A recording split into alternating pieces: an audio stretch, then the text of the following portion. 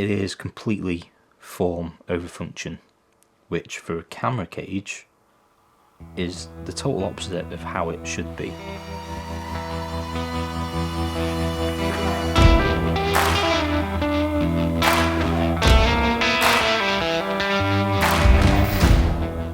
Hi folks, welcome back to the channel. If you're new here, my name is Ben and I'm a photographer and videographer based in North Wales. If you're a returning viewer, you may already know that I'm now shooting with the Sony FX3. Currently we're shooting on the A7C because I need to do stuff with this camera. A few weeks ago, SmallRig sent over their FX3 cage kit for me to have a play with and make a video about. Link is up here. As far as cages go, it's a very nice cage. It feels very good in the hand. There's a lot of mounting options and it includes this top handle, which is superb. But in general, I much prefer shooting a lot of handheld and gimbal work. So for me, a half cage is often the best way to go about things. So in today's video, we're going to be comparing two half cages for the Sony FX3. One is from SmallRig and one is from Tilta. At this point, I'll mention that this is not a sponsored video. Yes, SmallRig have sent me stuff in the past, but that was not paid work, and both of these cages I've spent my own hard-earned money on. Saying that, I do also have another video coming up with SmallRig about this RM75 RGB light. In fact, there's one up there right now. So if you want to see that video, do be sure to hit subscribe. It should be up soon. I'll leave links down below to all the stuff that I talk about in this video, as well as the other stuff that I use to make these videos. Right then, so two cages, let's do some pros and cons for each of them. Starting with the Tilta. This is not a half cage. This is actually a full cage, but they give you the option to remove the handle side. This kit also includes a top NATO rail, which screws into the 1/4-20 mounts on top of the Sony FX3, as well as a top handle. More about that soon. The cage itself is very sturdy. You have two mounting options as a half cage and another side mount on the handle side as well. The hand strap, which you get with the cage, is very nice. I have noticed it can start wearing itself loose over time, so that's just something to keep an eye on. On the bottom we have a magnetic tightening tool, which is always good to see, and that can be used for all of the bolts on this cage, which are all flathead. The HDMI cable clamp is very small and very secure, but it is sold separately and it took me nearly 2 months to receive it. And the bottom of the cage also includes Arca Swiss mounting, so you can lock it tight and quickly. We have a NATO rail built into the left hand side of the cage, and overall it is a much lighter and more streamlined cage than the SmallRig. However, there are quite a few cons. First off, Tilta like to use a lot of proprietary and non-standard attachments. We can see this straight away with their top handle. The NATO rail on top has a big gap in the middle for a cold shoe attachment. The handle slides into the cold shoe attachment and then screws down into the NATO plate. There aren't many attachment points on the side of the cage, but they do have a ARRI locating pin attachment.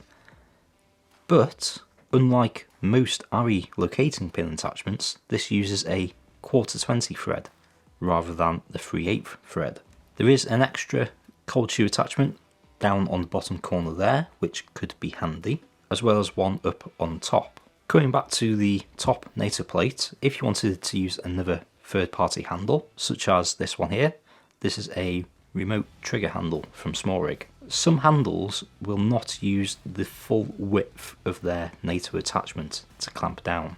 Some of them are narrower, which can mean once you've screwed them on, centered it up and start tightening down, you have fully tightened the clamp,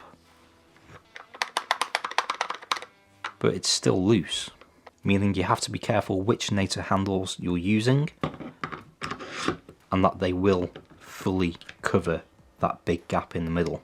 Next is Tilta's handle. Honestly, this is garbage. The press to twist feature is a bit of a gimmick in reality. I think it's sort of marketed at the TikTokers and Instagram story shooters, where if you're shooting vertically, you can twist it around to hold at the side. The only mounting options on the top are cold shoes. They do lock, which is nice, but in my opinion, cold shoe is the worst possible way to mount anything like a monitor. Otherwise, we do have a few ARRI locating pin 1/4-20 mounts on either side of the handle, but across the entire cage I've not seen a single 3/8 inch thread.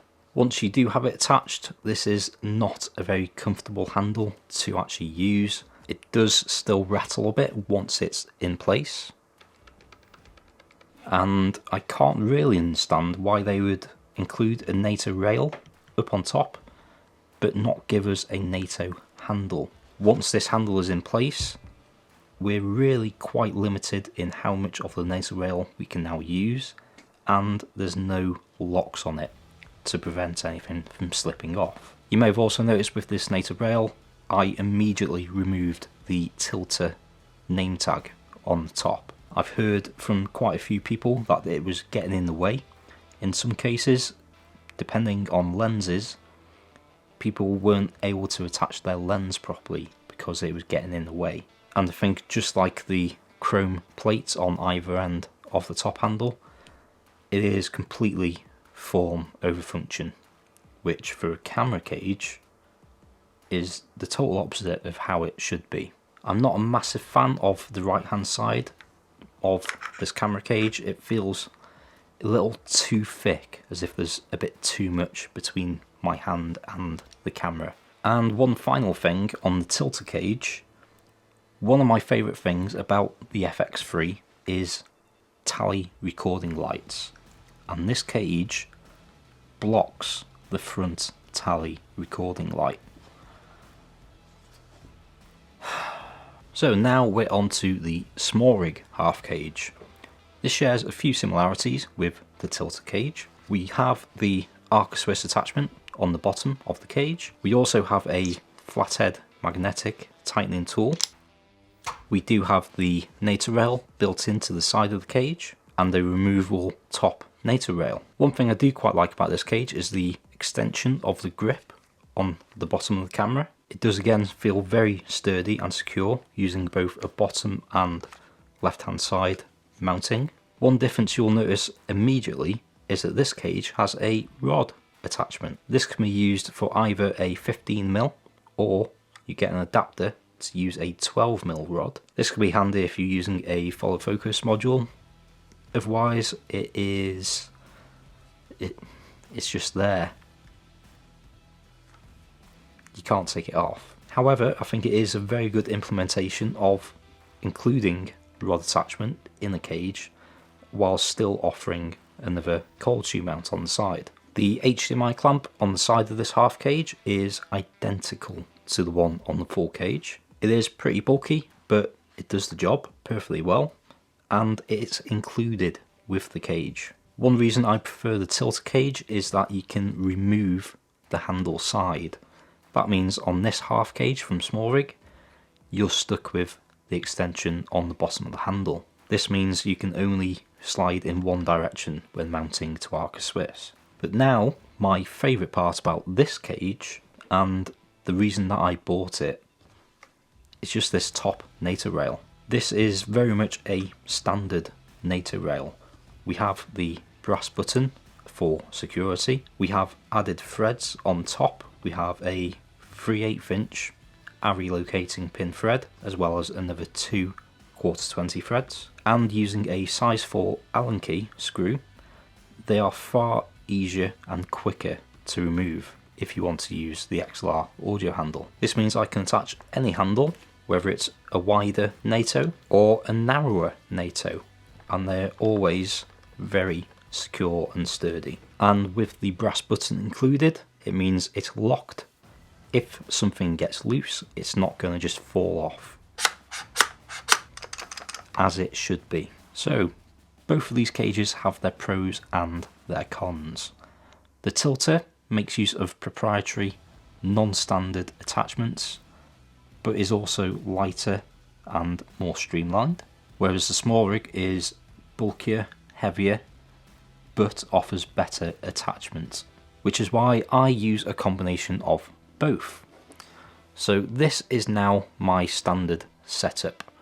I use the Tilta as a half cage, using the SmallRig top NATO rail, and this gives me a much more adaptable cage for run and gun, gimbal or tripod work. Regarding the side NATO rail and the oddly sized 1/4-20 Arri locating threads, I'm not too bothered about that anyway, because if I'm using a handle on the side, I do use NATO rail, but to give me a wider stance, allowing more freedom for cable arrangement, I actually use another NATO rail as a spacer.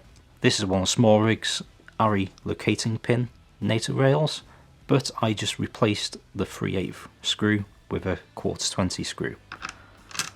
And with that on the side, I'll attach my handle and the cables have plenty of room to move around. With removing the side hand grip on the cage, that allows me to mount Arca Swiss from either direction, which is very handy on a gimbal such as the Ronin SC2. And because I bought the Tilta cage as part of their basic camera cage kit, I can still attach the quick release plate for their base plate with 15mm rods. With the lack of the rod clamp on the top of the SmallRig, I can now attach any NATO attachment to the SmallRig NATO rail. I'm a big fan of these NATO clamp monitor tilt swivel arms from SmallRig, and these two on the Tilta NATO rail would not clamp down properly. And of course, if I want to use the XLR handle for the FX3, this NATO rail is a lot quicker and easier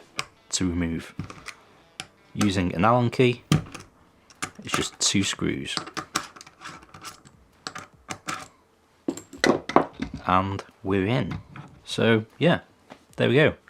That is my choice of cage for the Sony FX3. There are obviously others on the market. I know for sure that 8sin sell a cage, and I'm sure there's probably others as well, but I just don't have any more money left to buy camera cages. However, this setup works perfectly for me. There's nothing I haven't been able to attach or attach the system to, and overall it's very sturdy. It will help protect the camera, and you can add a load of stuff to it.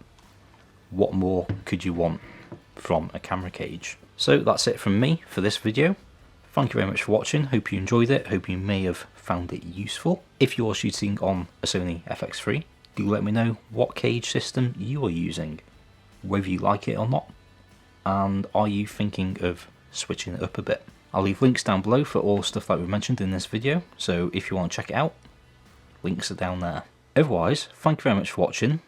Be good, stay safe, get shooting, and I'll see you in the next video.